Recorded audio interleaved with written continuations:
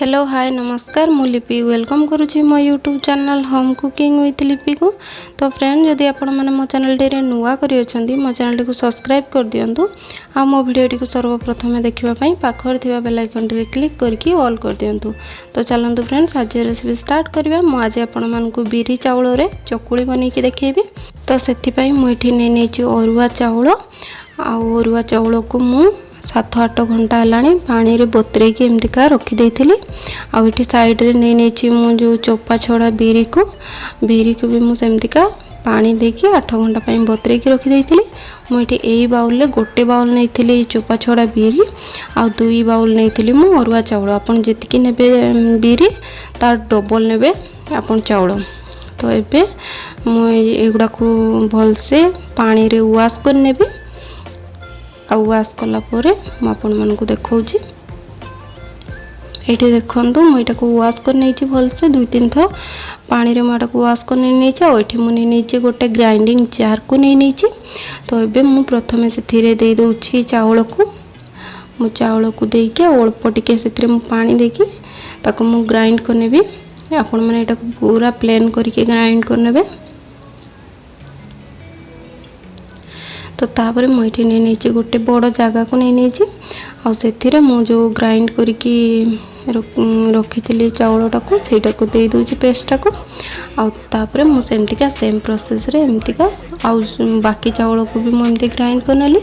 तापर एबे मु सेम प्रोसेस रे सेमतीका बिरी को भी ग्राइंड कर नहीं एटा को पूरा मु प्लेन करके ग्राइंड कर नहीं आटा को मुझे गोटे डायरेक्शन रे 5 ରୁ 7 मिनट मु एमतीका ताको गोळी नेबी।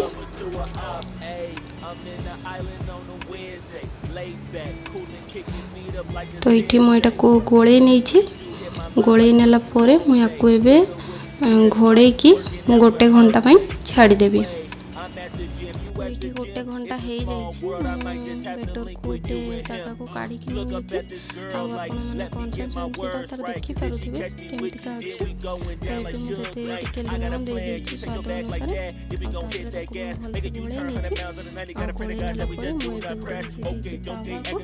अनुसार गरम हवा छाड़ी मीडियम कर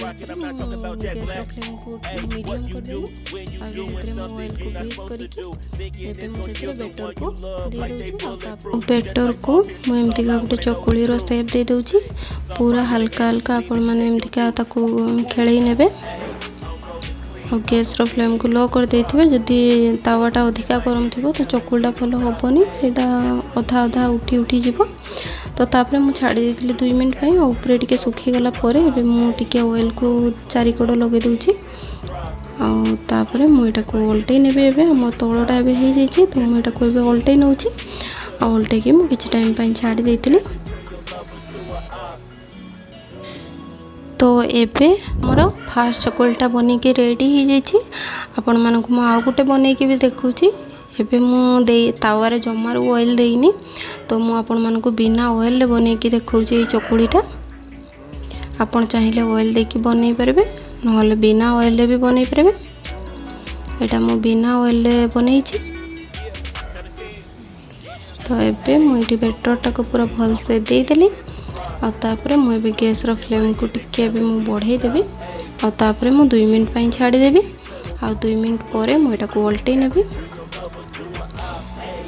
उल्टे के 2 मिनिट पई छाड़ी देबी। तो एटी आपण मन देखि परते हम 2 साइड चकुलटा हे जाइछि। एटा को मु एबे काढी नेली मु एठी से सेम तावारे आ गुटे बनै के आपण मन को देखुछि। एठी भी मु जमार ऑयल देइनी तापरे मु बेटरटा को एमतीका खेळै नेबी 2 मिनिट पई मु एटा को छाड़ी देबी।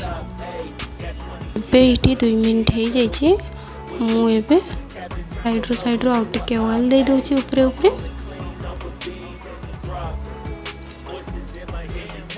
तापरे मु एटा को उल्टै नेबी